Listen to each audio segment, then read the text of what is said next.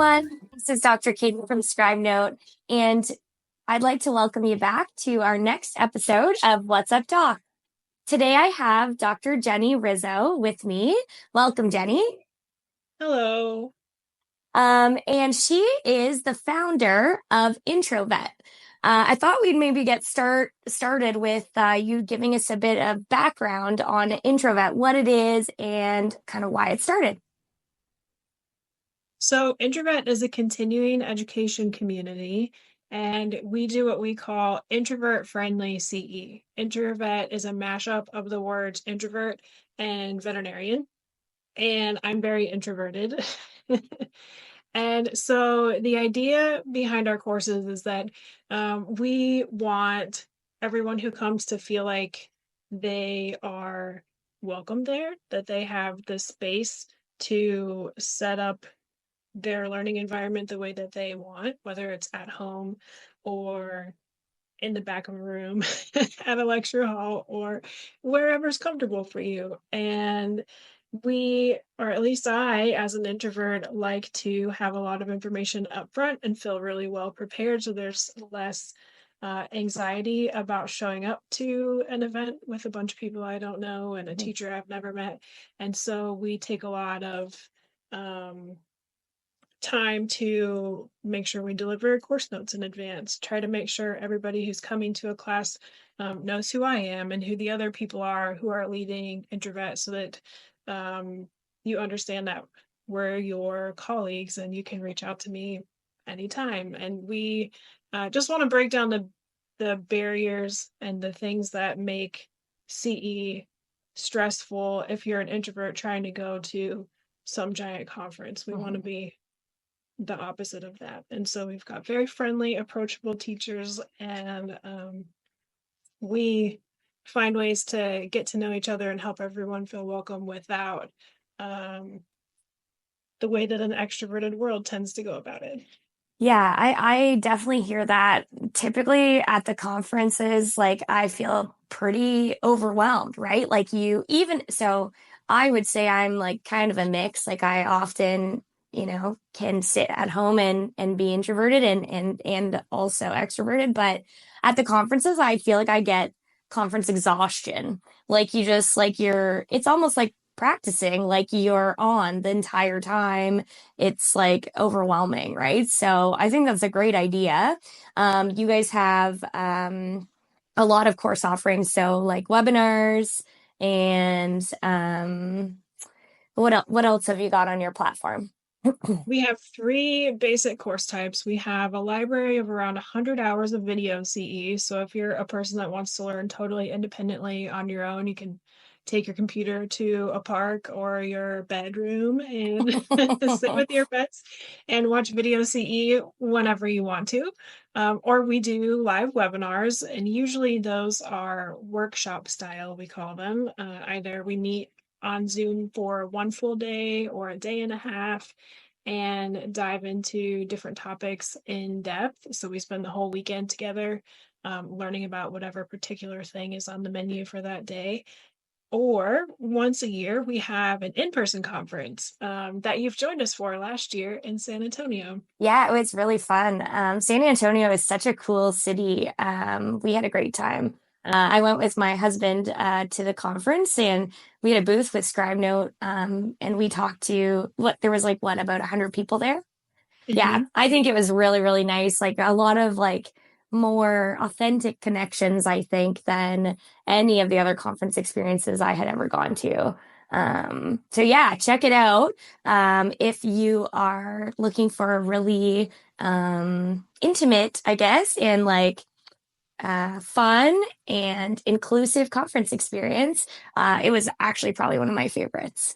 So yeah, that would be a really good thing to get more people out to. And you can also join it virtually, right? Right. You can join the in-person conference is great if you want to have an alternative to a big crowded convention because we limit seating to 100 people. So Mhm. it's never going to be overcrowded. There's going to be plenty of space for you to sit down. You don't have to worry about finding a seat. Or I'm left-handed, and this is a really small detail, but when I go to big lecture style meetings, my elbow bumps into people when I'm trying to write because we're Mhm. so close together. And so even little things like that, we try to get rid of.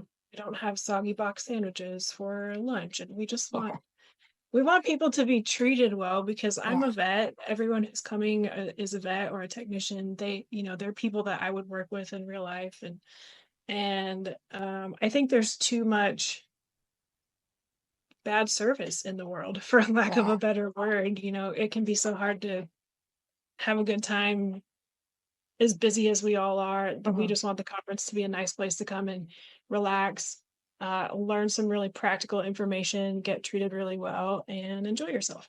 Yeah, and then not feel like you need a vacation from your conference experience because it was so exhausting. Yeah, Right. I totally agree. And I can attest to how amazing it was. The setup was amazing. I think the one thing that I've kind of thought about the last few times I was at big conferences is like the lack of space to write. Like if you're just like in those big conferences and all they have is chairs and no tables, it's like, okay, well, how am I supposed to take notes? Except like, looking down at your lap and writing on, so yeah, even the layout at your conference was amazing. So kudos to you for setting that up and for actually trying to think about the people that you're serving at the conference, right? So I would highly recommend it. Couple other things I wanted to talk to you today about, Jenni. The biggest thing that I recently heard is that you are the first female president and the youngest president of the American Heartworm Society. First of all, congratulations. That is huge. Um, can you tell us a bit about how you got into that and, what made you want to kind of pursue such a big leadership role? Yeah, sure. So, this is what I wear three hats: a practice hat, an introvert hat, and an American Heartworm Society hat. And I got involved with the American Heartworm Society in 2016. And I say only half jokingly that I just lucked into it. I was working in Corpus Christi at the time, at a practice where a former American Heartworm Society president was also practicing, Dr. Wally Graham. He's wonderful. And he asked me if I might like to be a part of the Heartworm Society. And I didn't really know much about it. And I had just recently graduated from school, but I said yes and jumped in. And once I got there, I learned that it is mostly about education, about making sure that the public and vet practices have the information they need to do a good job taking care of heartworm disease, whether that's preventing it, diagnosing it, or treating it. And um, I think I have an attitude that if I'm gonna go somewhere and take up space, that I need to be useful. And so I tried my best as soon as I joined the board to find ways to be helpful and make a difference. And I think that that was appreciated. And a few years later, they invited me to serve as president. And it's a 3-year term, and this is my third year. So I'm actually handing over the job to somebody new in September. Oh, okay. And yeah, what was the, I guess, biggest learning that you took away from that, do you think? Well, I have learned so much about heartworms.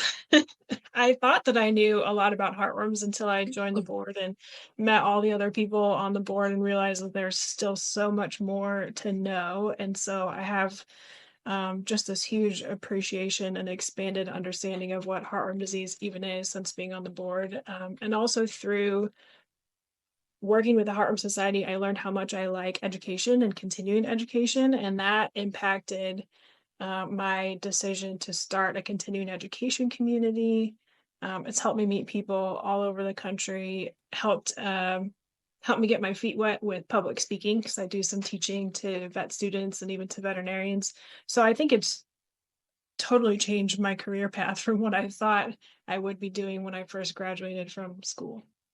Yeah, that's amazing. And I love that. It's there are so many different things you can do with your degree, and I think, the when you're in school, it's like this like blinder, like focus, like I'm gonna go out, I'm gonna practice, but there's so much more to it and like so many different avenues you can take.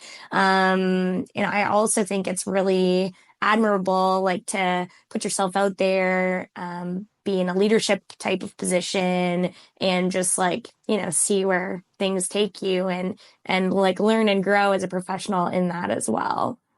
Yeah, Um, I've learned along the way that more than 70% of our profession now, when we're talking about DVMs, are made up of women and people who identify as women, yet still the majority of leadership positions are held by men. And so, without getting too political, I just want to say that I think it is important that the leadership in our profession matches the identity of the people who are working in the profession. And so I think it's super important for more leadership roles to be filled by women and for our leadership to be more diverse in general.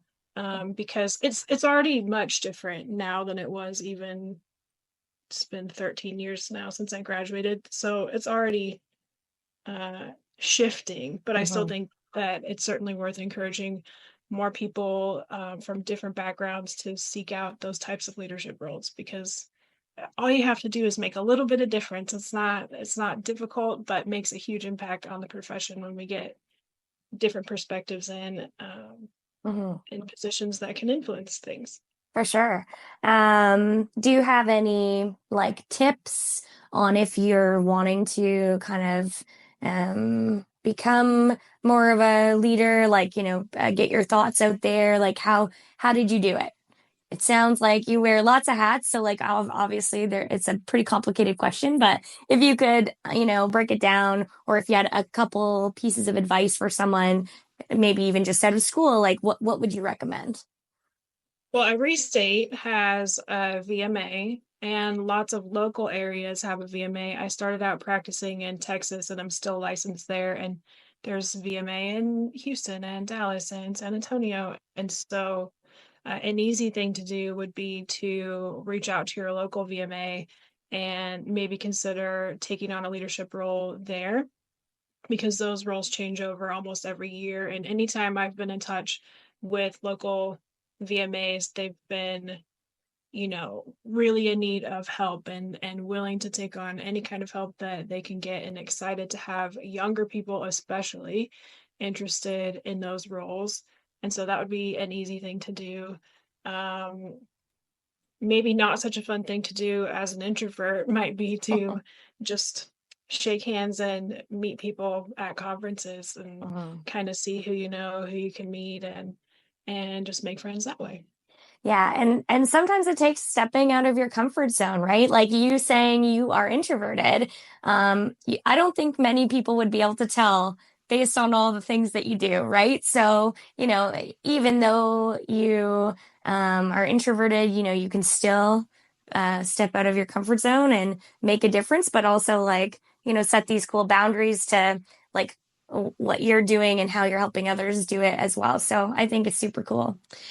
Speaking of all the places that you could potentially, reach out to your VMAs, how many practice or I guess states are you licensed in right now?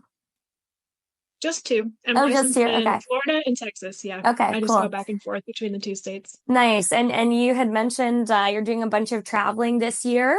Um, yeah, what is that entailed?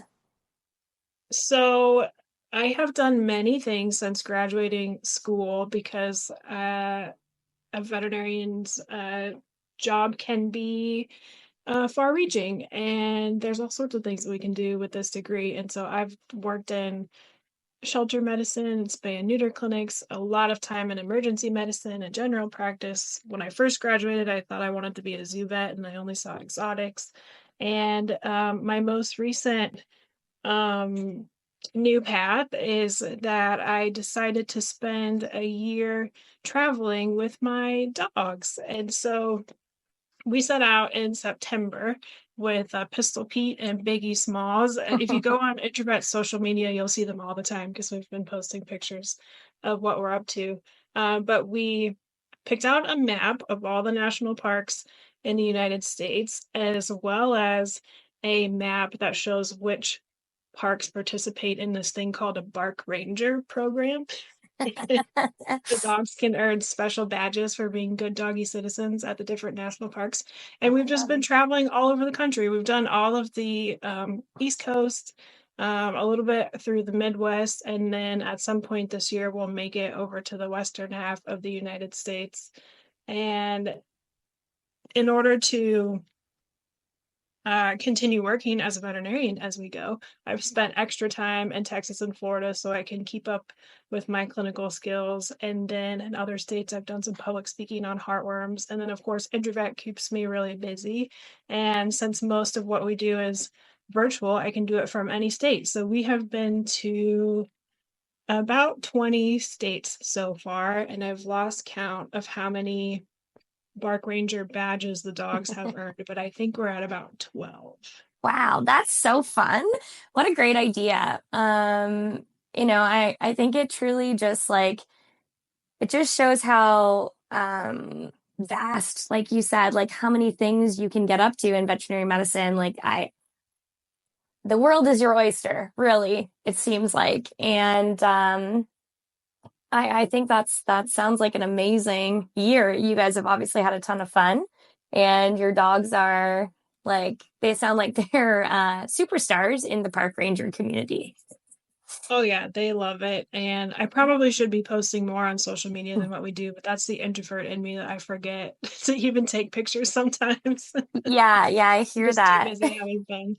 Yeah, that's amazing. I mean, it's got to be a mental memory first, right? Like you don't always have to capture it on camera. So I think it's probably better to just be like in the moment, right? A lot of people forget that nowadays with all the socials and the stuff that's like public facing. So Mhm. amazing. I think that, getting people to understand that there's so many different options for them and they're really not locked in because obviously this job can be so challenging and can be so like mentally exhausting, like so, we've got such high rates of burnout in the industry that like doing things that you're passionate about, no matter if it like looks the same as what you thought being a vet looked like when you were younger, right? Before, like, as you were finishing school, right? It doesn't mean you're, um, you're different than what you thought you would be, right? It just take all the opportunities that come to you, right? Like, don't shut them down just because they might look a little different than what you expected. Um, any other tips or anything that you think you could give people that were, you know, um, I guess coming out of school, um, I guess locuming, etc. Yeah, I can see how me explaining all the things that I do can sound really intimidating or impossible. And so I want to make sure everybody understands that I have spent years and continue to spend time every single week with a life coach. Specifically, I've been working with Julie Squires since about 2016, who works just with veterinarians to help with mindset training, teaching people how to be mindful, teaching you how to um, reframe your thoughts so that you're not just overwhelmed with fear and anxiety about change, and just helping create a lot of confidence in my ability to do things even if I'm nervous about it, or do things even if I'm afraid that I might screw it up. Because in screwing up, you're really just learning something new. It Mhm. doesn't mean anything about you if you try something and it doesn't work out. The important thing is that you tried. So there's so many life skills that I did not have before I started working with a coach and really focusing on this idea of mindset and mindfulness. And I think that it's been so critical to all of the things that I've done in the past 8 or 9 years since I started learning those skills. So I would say I've been very burned out in Yeah. veterinary medicine before and Yeah. recovered from it, and have experienced compassion fatigue and all kinds of traumatizing things as an ER vet, Yeah. and then lots of fear of about changes because of all Mhm. the different things that I've done. But learning that skill set from Julie and from other coaches out there as well has just been life changing. So, even whether this is your first year out or your 20th year out, I would say go find something like that that speaks to you and just invest in yourself. Whether it's free or it costs money, it's worth it regardless. Any kind of skill like that that you can learn makes such a huge difference. I don't think I'd do anything that I'm doing now if I didn't have Yeah. those little skills in the background. Well, I love that. Thanks so much for sharing. I think, you're right. It's so important. It's such a complex profession, and there are so many emotions that you go through when you're in a typical day in practice. And, just I think a lot of us, because we're so, driven, sometimes you put yourself last, and I think it's pretty incredible that there are people that offer those life coaching and mindfulness workshops and things like that. Like I think it's so important, especially now that the profession is 70% more or more women, right? Like because there's also many other aspects of life that you have to manage on top of a job. So, yeah, I think it's so important. And I really appreciate you sharing that with our listeners today. What we'll do is we'll share some links in the comments at the bottom of the show, and then people can, look into some things for themselves. Yeah, so I think that's a good spot to wrap up. I just wanted to say thank you again so much. It sounds like you have done an amazing amount of things with your 13 years out of school. And I think it's really nice for you to be able to share with all of our listeners and all potential veterinarian staff, etc. Like all the things that are possible. So thanks so much, Jenni. Thank you. And if anybody sees this and wants to reach out to me, my email is drrizzo@introvetce.com, or you can email info@introvetce.com, and you can ask me questions about traveling for a year if you think you want to start doing relief, and I'll tell you all about how I'm finding housing and doing it, or about leadership roles, or about introvet, or starting a business, or anything you want, or even some of the coaching that I've had. I would love to answer questions. Amazing. Well, thank you so much for being such an open support for our community. I think it's super important.